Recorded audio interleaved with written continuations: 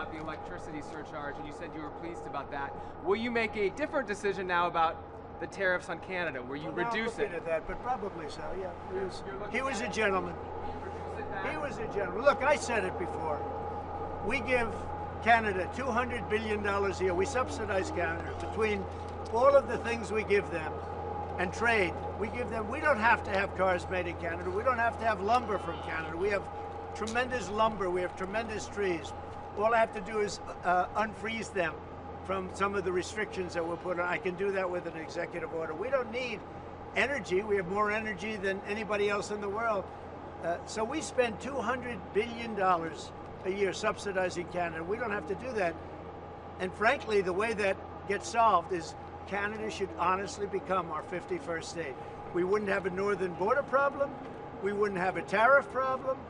They don't have much, they spend very little, as you know, the least of almost anybody on military.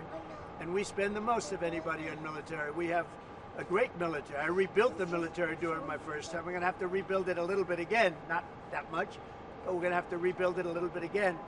But Canada would be great as our cherished 51st state. You wouldn't have to worry about borders. You wouldn't have to worry about anything. And by the way, Canada is very highly taxed, and we're very low tax.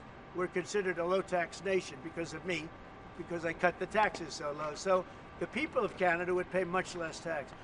It makes a lot of sense. And by the way, when you take away that artificial line that looks like it was done with a ruler, and that's what it was. Some guy sat there years ago and they said, "Rah."